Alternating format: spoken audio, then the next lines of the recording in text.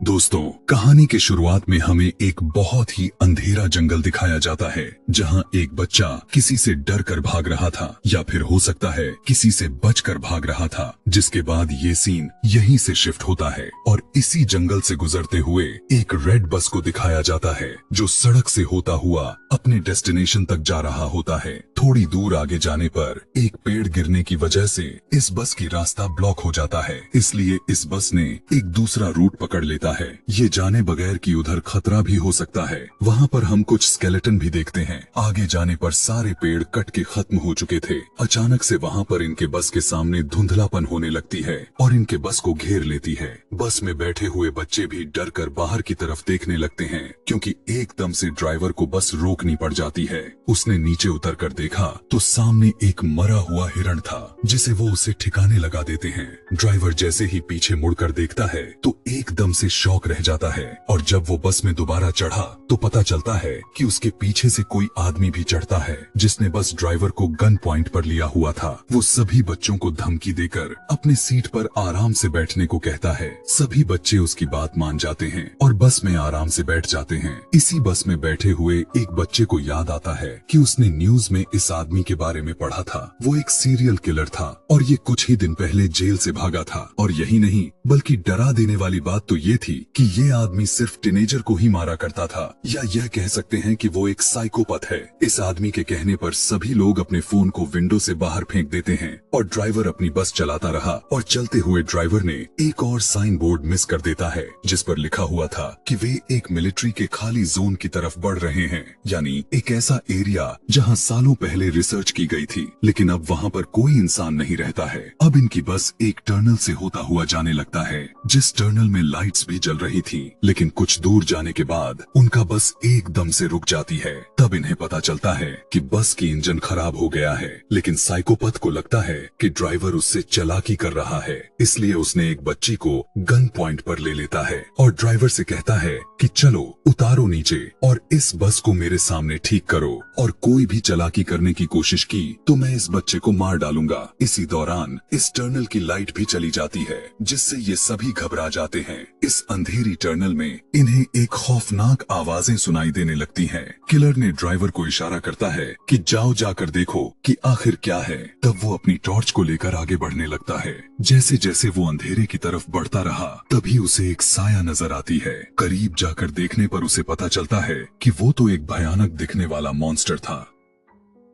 Driver डर कर चिल्लाने लगा और उस मॉन्स्टर ने उस ड्राइवर को पकड़कर मार डाला। बस के अंदर बैठे सभी लोग ये सब देख रहे थे। वो किलर भी जल्दी से उस बच्ची को लेकर बस के अंदर आ गया। सभी बच्चे चिल्लाने लग जाते हैं लेकिन वो किलर सभी बच्चों को चुप रहने को कहता है ताकि वो मॉन्स्टर उन्हें देख ना पाए और सुन ना पाए। किलर तेजी से बस स्टार्ट करने की कोशिश करता है लेकिन यहाँ पर तो बस की चाबी ही नहीं थी, वो तो ड्राइवर के हाथ में थी जिसे वो मॉन्स्टर मार चुका था। वो इन सभी बच्चों में से एक लड़की को ड्राइवर के पास भेजता है बस की चाबी लाने के लिए। अब डरते डरते वो बच्ची जैसे बस ही ड्राइवर के पास जाती है तो वो उसे देखकर शॉक रह गई, मतलब कि वो ड्राइवर मर चुका था। लड़की को यकीन ही नहीं आ रहा था, गम से उसकी आंसू निकलने लग गए। लेकिन यहाँ पर रोने का वक्त नहीं था, इसलिए वो उस चाबी को लेती है और बस में वापस आ गई। बस में उस बच्ची की हालत कुछ खास ठीक नहीं थी। जब बाकी बच्चे उससे ड्राइवर के बारे में पूछते हैं तो वो ना में सर हिला देती है क्योंकि अब वो ड्राइवर जिंदा नहीं था। इस बात को सुनकर सभी बच्चे उदास और दुखी हो जाते हैं। यहाँ भी किलर रेगी नाम के लड़के को बस स्टार्ट करने को कहता है लेकिन बस तो खराब थी,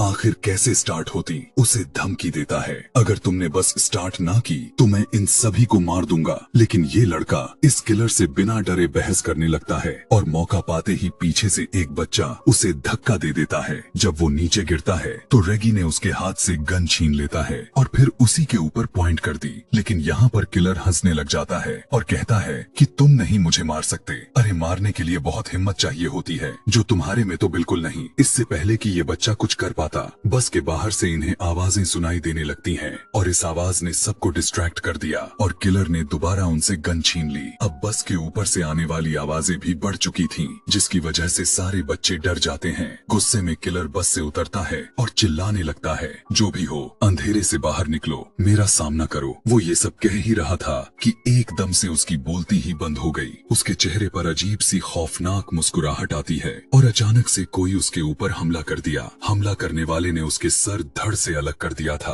और बस के अंदर से ये देखकर बच्चे भी एकदम से शॉक रह गए। वो घबरा गए थे क्योंकि उन्हें क्रिएचर यानी मॉन्स्टर की एक हाथ में उस आदमी का सर और वो खौफनाक सी दिखने वाली क्रिएचर नजर आ रही थी। उसके हाथ में बहुत सारे टेंटिकल्स थे जो उस आदमी के सर में धसाए हुए थे। इन्हें समझ ही नहीं आ रही थी कि ये आखिर करें तो क्या करें। ये लोग अब अपनी जान बचाने के लिए इस बस के अंदर रहने का डिसाइड करते हैं, लेकिन तब तक कि जब तक इन्हें बाहर से अजीब सी आवाजें सुनाई नहीं देने लगी थीं। कड़कड़ाते हुए आवाज से बस का दरवाजा खुला और इन्होंने बस के सीट के ऊपर उस मॉन्स्टर के बड़े बड़े हाथ दिखे। अब ये मॉन्स्टर बस के अंदर आ जाता है, जिससे बचकर ये सभी बस के दूसरे डोर से भागने लगे, पर ये दरवाजा नहीं खुला। उसके हाथ में टॉर्च थी। जब गलती से मॉन्स्टर की तरफ होता है तब ये नोटिस करते हैं कि ये मॉन्स्टर लाइट से डर रहा है। बस इसी चीज का फायदा उठाते हुए इन्होंने लाइट के जरिए उस मॉन्स्टर को दूर रोक कर रखा कि इतने में इनका बस का दरवाजा भी खुल गया और ये लोग बस से उतर गए। लाइट को मॉन्स्टर की तरफ रखते ही सभी बच्चे आगे की तरफ भागते रहे और एक बंकर के अंदर पहुंच जाते हैं। बंकर के अंदर एक रूम भी होता है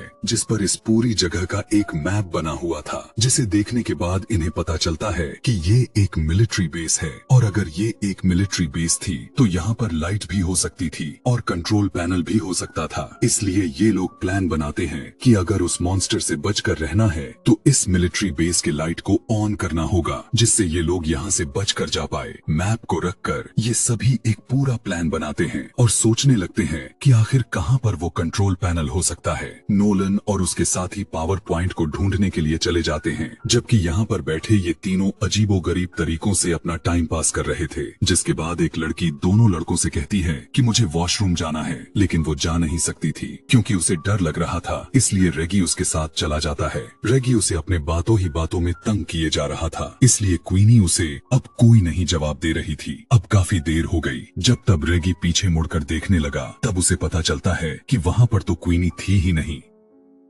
जिसके बाद तो उसके होश ही उड़ गए। जोर जोर से चिल्लाते हुए वो क्वीनी को यहाँ वहाँ ढूंढने लगा तो उसके दूसरे दोस्त को भी पता चल गई कि क्वीनी गायब है। इसलिए एक दूसरे एरिया में क्वीनी को ढूंढने लगे और आखिर एक ऐसी जगह पहुँचे जहाँ इन्हें क्वीनी दिख गई। लेकिन उस समय क्वीनी के ऊपर एक मॉन्स्टर था, एक भयानक मॉन्स्टर जो क्वीनी को खाने ही वाला था। क्वीनी की हालत उस मॉन्स्टर को देखकर खराब हो गई थी, पर रेगी उस मॉन्स्टर को फायर दिखाकर उसे डिस्ट्रैक्ट करता है, जबकि उसका दूसरा दोस्त क्वीनी को निकालने में कामयाब हो गया। क्वीनी और उसका दोस्त दोनों तेजी से उस मॉन्स्टर से बचकर भागने लग जाते हैं, ये सोचे बगैर कि रेगी उसके पीछे है कि नहीं। असल में रेगी के हाथ से उस मशाल को नीचे गिरा दी थी और वो नीचे पानी में गिरकर बुझ गई और अब वो मॉन्स्टर बस उसके ऊपर हमला करने ही वाला था। उसके मुंह से अजीब सी चीजें निकलकर रेगी के मुंह पर गिर जाते हैं और ये खून था। क्वीनी और उसके दोस्त जब आकर रेगी को देखें तो उनके तो होश ही उड़ गए। ये लोग तो अब तक कुछ कर भी नहीं सकते थे और इससे पहले ये मॉन्स्टर रेगी को खा जाता।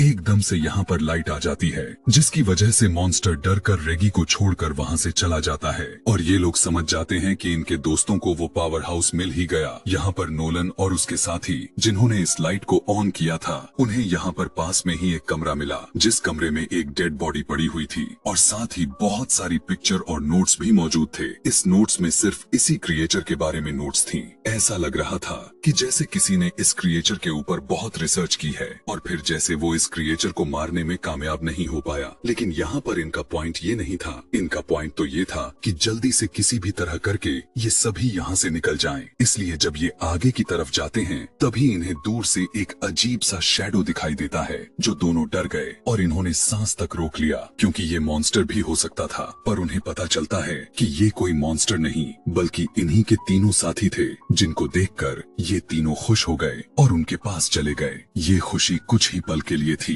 क्योंकि उन्होंने क्वीनी के गर्दन पर एक निशान देखा जो जख्म था, बहुत ही काफी बुरी जख्म जिसके अंदर से खून निकल रहा था। सभी लोग सोचने लग जाते हैं कि क्वीनी तो अब उस मॉन्स्टर से इन्फेक्टेड हो चुकी है, इसलिए कुछ लोग इसमें से कहते हैं कि शायद हमें क्वीनी को साथ में नहीं रखनी चाहिए। लेकिन ये लोग ऐसा नहीं करते, ये क्वीनी को साथ में ही रखते हैं। उसके साथ आखिर क्या होने वाला है, इसकी इंफॉर्मेशन लेने के लिए ये सभी लोग दोबारा उसी कमरे में जाते हैं जहाँ जहाँ पहले उन्हें बहुत सारी नोट्स मिले थे उस मॉन्स्टर के बारे में। वहाँ पर पड़े हुए बहुत सी नोट्स में से वो एक नोटबुक उठाते हैं और उसे पढ़ना शुरू कर देते हैं। ये एक लड़के की कहानी थी जिसे अपनी बहन के साथ नई नई चीजों को एक्सप्लोर करना बहुत अच्छा लगता था, और इसी तरह से ये लोग एक्सप्लोर करते करते एक दिन ये लोग इस मिलिट्री बेस तक आ गए। वो लड़का जिसने इस कहानी को लिखी थी वो मैप को गौर से देखता रहा और वो पीछे ही रह गया, जबकि उसकी बहन आगे की तरफ बढ़ती रही। और एकदम से वो कुछ देखकर शॉक हो गई, जैसे उसे अंदर से कुछ अजीब चीज नजर आई हो।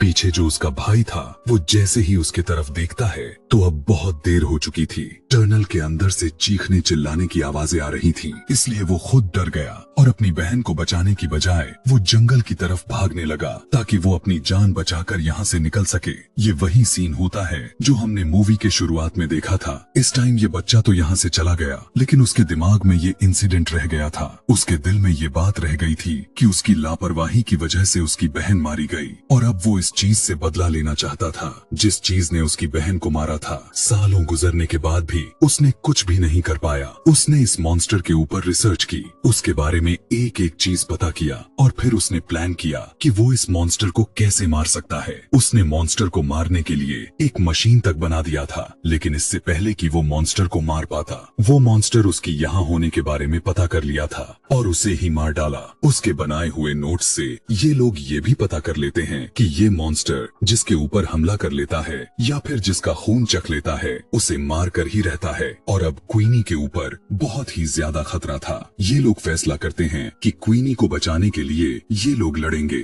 और जो ये काम उस आदमी ने शुरू किया था उसे ये लोग पूरा करेंगे। उसी मशीन को ये लोग कंप्लीट करेंगे और उस मॉन्स्टर को मार देंगे। लेकिन क्वीनी यहाँ पर कहती है, नहीं, मेरी वजह से कोई भी अपने आप को खतरे में नहीं डालेगा। लेकिन उसके सारे दोस्त अच्छे थे। वे कहते हैं, नहीं, हम सारे के सारे यहाँ से जिंदा बचकर निकल जाएंगे। ये सोचकर ये सभी एक दूसरे को गले लगाते हैं और फिर एक साथ अपने प्लान पर काम करना शुरू कर देते हैं। कुछ ही देर के बाद ये लोग उस आदमी की बनाई हुई मशीन को हासिल कर लेते हैं जो अब पूरी तरह से काम भी कर रही थी। ये देखकर ये लोग बहुत खुश हुए, लेकिन अभी भी काम बाकी था। उस मॉन्स्टर को इस मशीन के सामने लाना, जिसके लिए ये लोग एक ट्रैप बनाते हैं। क्वीनी की खून से भीगी हुई कपड़े एक खाली जगह पर रख देते हैं ताकि उसे सूंघते हुए वो क्रिएचर वहाँ तक आ जाए। थोड़ी ही दूरी पर उन्होंने क्वीनी को भी खड़ा किया हुआ था ताकि मॉन्स्टर एकदम से सही जगह पर आए और ये लोग लाइट जलाकर उसे मार दें। उनके प्लान के मुताबिक वो मॉन्स्टर इनके सामने आया भी। वो सूंघते हुए उसने क्वीनी के कपड़े भी उठाए, लेकिन ये क्वीनी नहीं थी,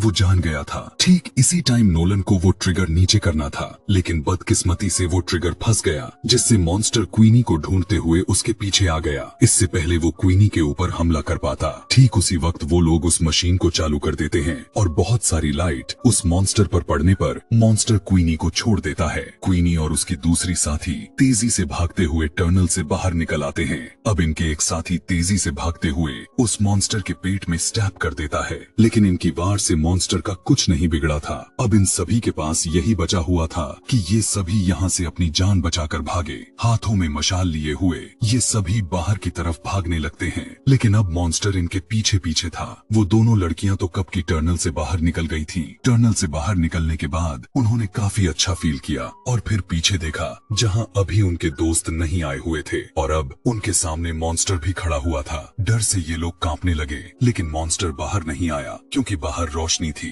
कि तभी वो तीनों दोस्त पीछे से मॉन्स्टर के करीब आकर उस पे आग लगाकर टनल से बाहर आ गए। मॉन्स्टर आग में जल गया और फाइनली इनका प्लान काम भी किया और सक्सेसफुल रहा। इन्होंने उस मॉन्स्टर को मार दिया था और इन सब की जान बच गई थी। ये न सिर्फ अपने लिए बल्कि यहाँ पर सभी के आने वाले खतरा को खत्म कर दिया था। मूवी के लास्ट में ये बच्चे अपने ड्राइवर को याद करते हैं जिसने इनसे एक पहेली पूछी थी कि वो ऐसी क्या चीज है जो हर मुसीबत से हमें बाहर निकाल देती है। उस टाइम तो इन्हें उस पहेली का जवाब नहीं मिला था, लेकिन अब ये लोग पूरी तरह से समझ गए थे कि वो चीज हिम्मत है जो किसी इंसान को बड़ी सी बड़ी मुश्किल से बाहर निकाल देती है। मरते हुए ड्राइवर ने इन्हें बहुत बड़ा सिख सिखा कर गया और यहीं पर ये कहानी समाप्त हो जाती है।